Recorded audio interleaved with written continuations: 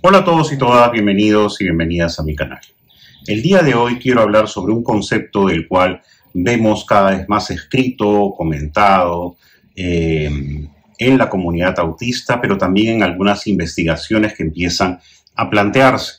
Me refiero a la llamada disforia sensible al rechazo. Ese es un concepto acuñado por William Dodson, un investigador del campo del déficit de atención e hiperactividad, o atención y kinésica divergentes, como prefiero yo llamarlos, aunque esa es una consideración que podemos conversar en otro video. Bueno, Dodson se da cuenta de que hay personas atencionalmente divergentes que son mucho más sensibles que otras a ser rechazados y excluidos de las actividades de interacción. El ser humano, en sus diversos neurotipos, es un ser de comunidad, es un ser que busca estar en grupo. Nuestros antepasados buscaban cooperar, compartir, formar parte de una tribu, porque esto garantizaba la supervivencia de la especie. El compartir comidas, el poder, digamos, tener un grupo con el cual defenderse de animales, de episodios y desastres naturales, etcétera, etcétera, garantizaba la continuidad de la vida. Menciono esto también, como ya hemos mencionado en otros videos, para alejarnos del estereotipo de el autista aislado. El autista también quiere interactuar, formar comunidad, formar grupo, formar cultura, pero en términos distintos. Muy bien. Si estamos cableados de alguna u otra manera, de diversas formas, a través de los distintos neurotipos, ser rechazado o excluido de un grupo va a ser doloroso.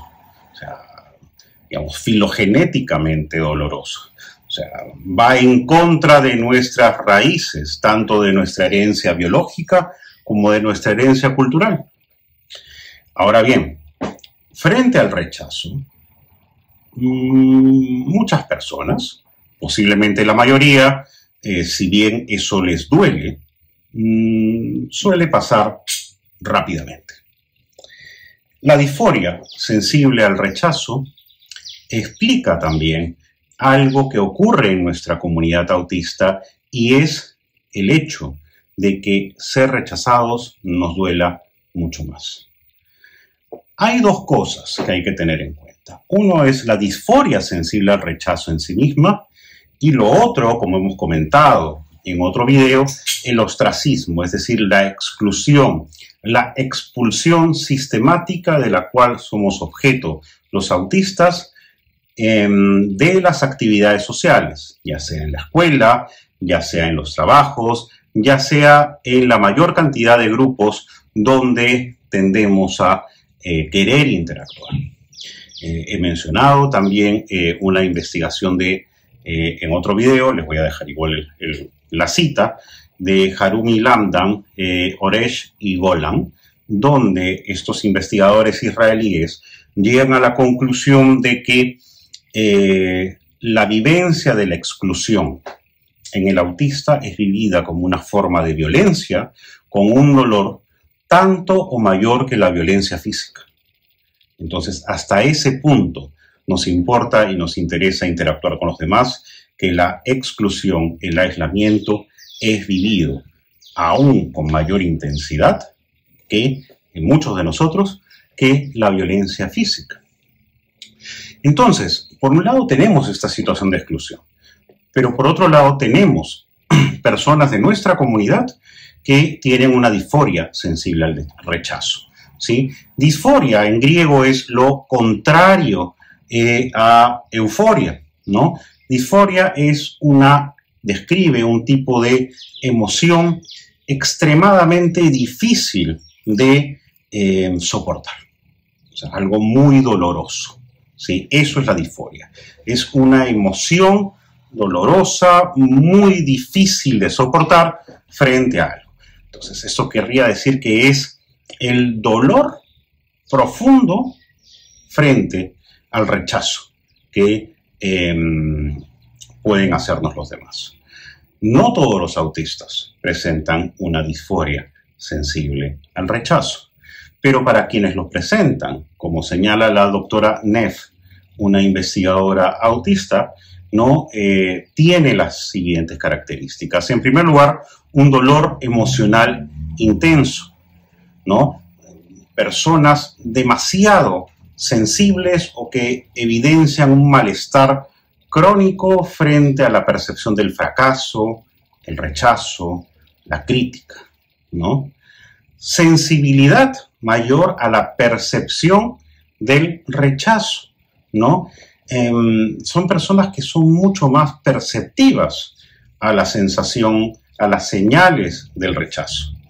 Ahora bien, dada la situación continua que hemos descrito hace un instante, en la cual somos rechazados de manera sistemática, muchas veces estar más atento a las señales de rechazo en los demás puede hacer que también se malinterpreten algunas situaciones o algunos signos que los otros pueden brindarnos, ¿no?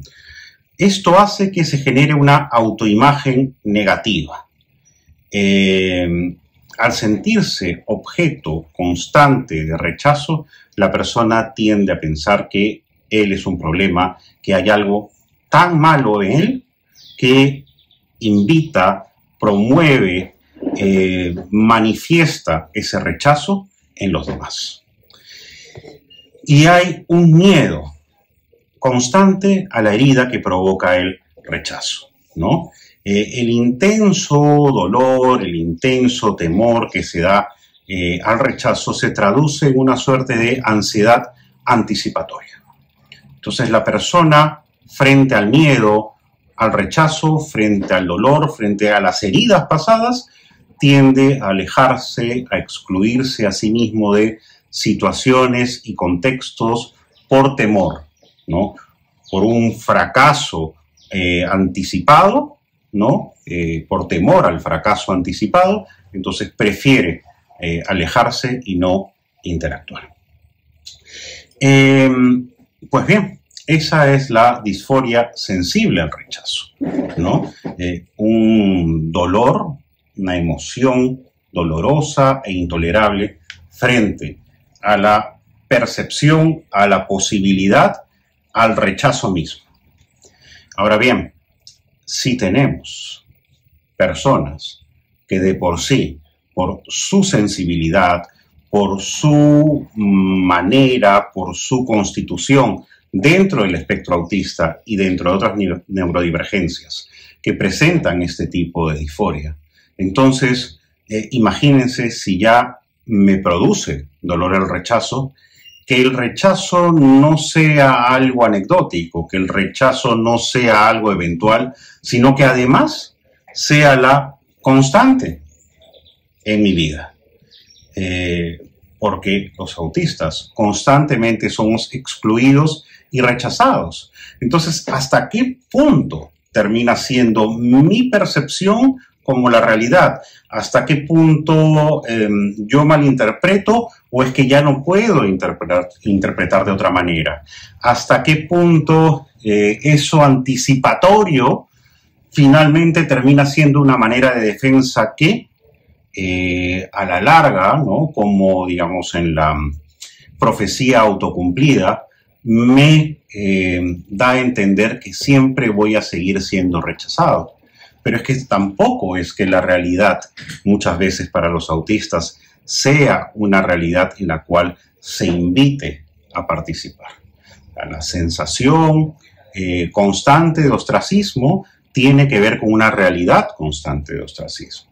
La sensación y percepción constante de rechazo tiene que ver con una realidad constante de rechazo. La sensación e idea y miedo a la exclusión tiene que ver porque la exclusión es una realidad persistente para nosotros, sobre todo en la vida escolar. Entonces, conocer sobre la disforia sensible al rechazo nos debe llevar a estar más atentos de aquellas personas que manifiesten un dolor mucho mayor que otros para poder acompañar. Pero al mismo tiempo es importante tener en cuenta que la situación de expulsión que muchos tenemos en algunas etapas de nuestra vida es una realidad. Por eso es importantísimo, no por una idea de generar guetos, ni que no queremos interactuar con los demás. No, queremos siempre interactuar con los demás, pero muchas veces no hay esa mirada amable, sino tiende a ser todo lo contrario hacia nosotros.